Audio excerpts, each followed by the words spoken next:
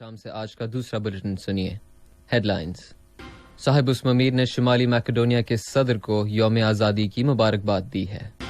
وزیر اعظم کی ہدایت پر مقامی کارخانوں کی مدد کے فورم نے آج اپنا ایک اجلاس منعقد کیا۔ سوڈان میں آنے والے سیلابوں کے اثرات کو کم کرنے کے لیے قطری امداد کا سلسلہ جاری ہے۔ ملک میں کرونا وائرس سے صحت یاب ہونے والوں کی تعداد 1,17,497 ہو گئی ہے۔ افغان طالبان نے ریاست پنجشیر میں ڈسٹرکٹ ہیڈ کوارٹرز پر حملہ کرنے کی کوشش کی ہے۔ یہ تھا آج کی اہم خبروں کا خلاصہ۔ اب پیش خدمت ہے آج کا مکمل بلیٹن۔ صاحب اسم امیر شیخ تمیم بن حمد آل ثانی نے جمہوریہ شمالی میکیڈونیا کے صدر اسٹیوو پینڈروفسکی کے نام ان کے ملک کے یوم آزادی کے موقع پر مبارکباد کا برقی پیغام ارسال کیا۔ نائب امیر شیخ عبداللہ بن حمد آل ثانی نے بھی شمالی میکیڈونیا کے صدر کو اس موقع کی مناسبت سے مبارکباد دی ہے۔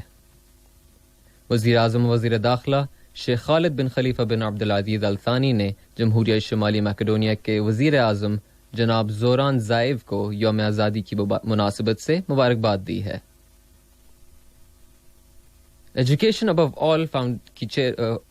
ابو آل فاؤنڈیشن کی چیئرپرسن اور United nation sustainable development goals کی رکن صاحبت سمو شیخ موزہ بنت ناصر کی اپیل پر کل 9 ستمبر کو پوری دنیا تعلیم کو حملوں سے بچاؤ کا عالمی دن منا رہی ہے۔ اس موضوع سے متعلق یہ خبر کہ میکسیکو میں قطری سفارتخانے نے وہاں ایک میٹنگ کا انعقاد کیا ہے جس کا مقصد جنگوں اور غربت کے شکار ملکوں میں تعلیم کی مدد کے لیے قطر کی کوششوں پر روشنی ڈالنا ہے۔ قطر کے سفیر جناب محمد بن جاسم الکواری نے بتایا ہے کہ اس میٹنگ کا مقصد قطری انیشیٹو اور اقوام متحدہ کی اس قرارداد کی حمایت کرنا ہے جس کے تحت 9 ستمبر کو تعلیم کو حملوں سے بچانے کا عالمی دن منایا جائے گا۔ انہوں نے کہا ہے کہ تعلیم پر کیے جانے والے کسی بھی حملے کے نتیجے میں نفسیاتی اور جسمانی نقصانات بچوں کی زندگیوں اور ان کے مستقبل پر گہرا اثر ڈالتے ہیں۔ وزیر اعظم و وزیر داخلہ شیخ خالد بن خلیفہ بن عبدالعزیز آل ثانی نے ان کی ہدایت پر آج مقامی کارخانوں کی مدد کے فورم نے اپنا ایک اجلاس منعقد کیا جس کا مقصد قطری صنعت کاروں کو پروجیکٹس نافذ کرنے کے تمام مراسل میں شریک کرنا ہے۔ وزیر تجارت و اقتصادیات جناب احمد بن علی الکواری کی بھی اس اجلاس میں شرکت ہوئی۔ پبلک ورکس اتھارٹی اشغال کے چیئرمین ڈاکٹر انجینئر سعد بن احمد المحندی نے بتایا ہے کہ یہاں کی مقامی مارکیٹ نے 2016 سے سن 2020 تک انفراسٹرکچر اور بلڈنگز کے منصوبوں کے بجٹ سے تقریباً 20 ملین قطری ریال کا فائدہ حاصل کیا ہے۔ قطر چیمبرز کے سربراہ شیخ خلیفہ بن جاسم آل ثانی نے نیشنل انڈسٹریز اور لوکل پروڈکشن کی اہمیت پر زور دیا ہے تاکہ ملک کے بڑے منصوبوں کا نفاذ کرتے وقت حکومتی اداروں کے سامنے وہ بہترین آپشن کے طور پر موجود ہوں۔ قطر نے خلیج کی کونسل برائے تعاون کے ملکوں میں ماحولیات کے امور کے ذمہ دار وزیروں کے اجلاس میں شرکت کی ہے۔ ویڈیو کمیونیکیشن کے ذریعے منعقد کیے جانے والے اس اجلاس میں قطر کے وزیر بلدیہ اور ماحولیات انجینئر عبداللہ بن عبدالعزیز بن ترکی السبیعی نے ملک کی نمائندگی کی۔ اجلاس میں کونسل کے ممبر ملکوں میں کورونا کی وبا کا مقابلہ کرنے کے لیے ان ملکوں کی کوششوں سے متعلق سیکریٹریٹ کی رپورٹ پر بحث کی گئی۔ اس کے علاوہ کونسل برائے تعاون میں شامل ملکوں کے درمیان ماحولیاتی تعاون کی جامع حکمت عمل یعنی اسٹریٹجی تیار کرنے سے متعلق سپریم کونسل کی مشاورتی اتھارٹی کی رپورٹ بھی آج کے اس اجلاس میں زیر بحث آئی۔ قطر کی جانب سے سوڈان کے لیے متعدد موقفوں، یکجہتی اور انیشیٹوز میں قطر چیریٹی کے فیلڈ ورکرز نے خرطوم میں امن مہم کے تحت وہاں کے سیلابوں سے متاثرین کی مدد شروع کر دی ہے۔ اس کے ساتھ ہی قطر ریڈ کرسنٹ سوسائٹی کی جانب سے انسانی اور طبی امداد کی پہلی اور دوسری کھیپ سوڈان پہنچ گئی ہے۔ ٹرکی ریڈ کرسنٹ کے تعاون سے ارسال کی گئی اس امداد کے ذریعے سوڈان کی کچھ ریاستوں کے اسپتالوں کو فائدہ پہنچے گا۔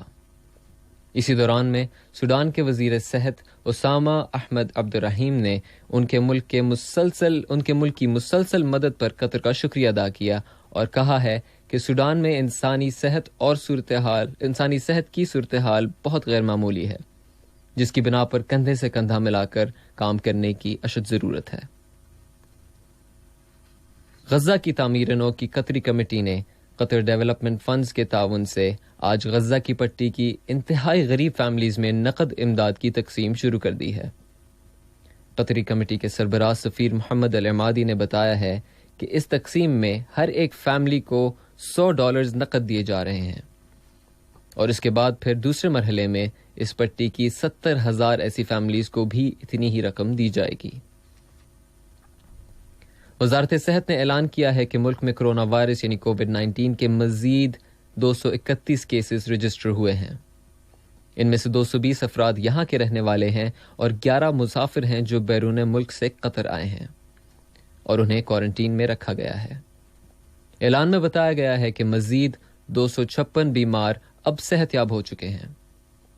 اب ملک میں صحت یاب ہونے والوں کی تعداد 1,17,497 ہو چکی ہے۔ اس طرح واضح اشارے مل رہے ہیں کہ صورتحال کنٹرول میں ہے، متاثرین کی تعداد کم ہو رہی ہے اور صحت یاب ہونے والوں کی تعداد بڑھتی جا رہی ہے۔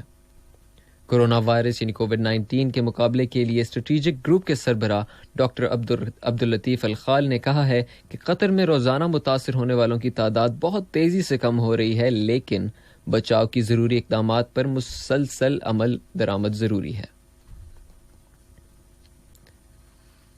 لبنان کے مفتی اعظم شیخ عبداللطیف دیران نے متنبع کیا ہے کہ بیروت میں ہونے والی فائرنگ ملک میں تشدد میں اضافے کا ذریعہ بن سکتی ہے۔ اس فائرنگ سے ملک میں لا اینڈ آرڈر کی صورتحال قابو سے باہر ہوتی جا رہی ہے، جبکہ ملک کو بڑے معاشی بحران کا سامنا کرنا پڑ رہا ہے۔ طالبان کے جنگجوؤں کے ایک گروپ نے افغانستان کی ریاست پنجشیر میں حملہ کیا ہے۔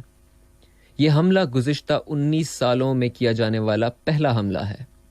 ریاست کی پولیس کے ایک ترجمان نے بتایا ہے کہ ان جنگجوؤں نے ریاست کے ڈسٹرکٹ ہیڈ کوارٹرز کو نشانہ بنانے کی کوشش کی تھی، لیکن انہیں مقامی افراد کی طرف سے مزاحمت کا سامنا کرنا پڑا۔ ایران نے اس کے نٹانز نیوکلیئر سائٹ کے قریب پہاڑوں میں ایک ہال کی تعمیر کا کام شروع کر دیا ہے، جس میں جدید ترین سینٹریفیوجز تیار کیے جا رہے ہیں۔ ایرانی نیوکلیئر چیف نے کہا ہے کہ گزشتہ جولائی میں سابقہ پروڈکشن ہال میں آگ لگ جانے کی وجہ سے اس نئے ہال کو متبادل ہال کے طور پر تعمیر کیا جا رہا ہے۔ آخر میں اہم خبروں کا خلاصہ ایک مرتبہ پھر۔ صاحب اسم میر نے شمالی میکیڈونیا کے صدر کو یوم آزادی کی مبارکباد دی ہے۔ وزیر اعظم کی ہدایت پر مقامی کارخانوں کی مدد کے فورم نے آج اپنا ایک اجلاس منعقد کیا۔ سوڈان میں آنے والے سیلابوں کے اثرات کو کم کرنے کے لیے قطری امداد کا سلسلہ جاری ہے۔ ملک میں کرونا وائرس سے صحت یاب ہونے والوں کی تعداد 1,17,497 ہو گئی ہے۔ افغان طالبان نے ریاست پنجشیر میں ڈسٹرکٹ ہیڈ کوارٹرز پر حملہ کرنے کی کوشش کی ہے۔ ریڈیو قطر سے آج کا دوسرا بلیٹن اپنے اختتام کو پہنچا۔